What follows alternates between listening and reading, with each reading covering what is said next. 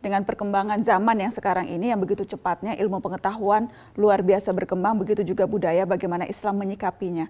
Tadi Abi sudah jawabkan, sepanjang karena Islam universal, sepanjang itu tidak bertentangan dengan nilai-nilai yang kemudian dianut Islam, tidak apa-apa. Tapi kemudian pertanyaan berikutnya, Abi, bagaimana kita berijtihad? Apakah boleh berijtihad mengingat kita bukanlah mujtahid seperti Imam Syafi'i maupun yang lain. Sementara Imam Syafi'i hidup pada zaman yang tidak seglobal ini.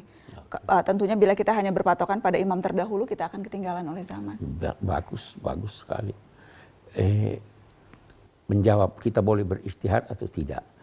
Saya akan beri contoh. Anda boleh membedah otak seseorang. Kalau Anda dokter boleh? Kalau Anda dokter spesialis. Spesialis bedah? Iya kan? Super spesialis? Iya, itu baru boleh. Setiap ilmu ada ketentuan-ketentuan siapa yang berhak berbicara atau mengeluarkan pendapat buat itu. Nah, demikian juga ilmu agama dong. Harus ada syarat-syarat yang harus terpenuhi untuk berijtihad, faham seluk-beluk bahasa Arab, faham hukum, faham Al-Quran, dan sebagainya, dan sebagainya. Nah, itu mesti ada pada setiap masa. Imam Syafi'i mengeluarkan pendapat.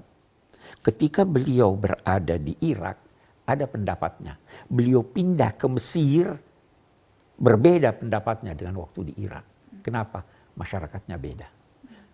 Itu dalam kurun waktu yang berdekatan.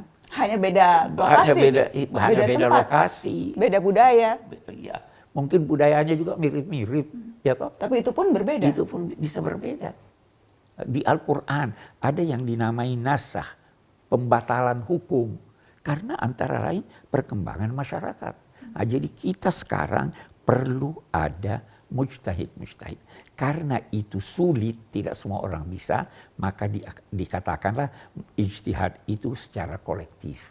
Ambil pakar dari sini, pakar dari sini, membicarakan suatu masalah dalam konteks menyesuaikan tuntunan agama dengan perkembangan masa.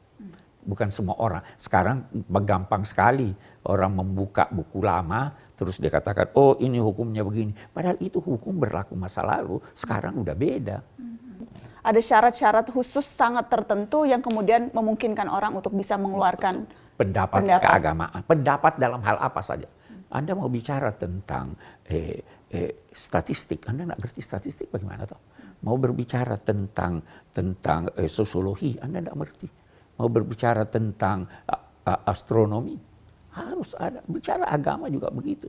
Yang merepotkan kita sekarang, terlalu banyak mufti, terlalu banyak orang yang memberi pendapat, padahal dia tidak wajar untuk mengucapkan pendapat itu. Baik.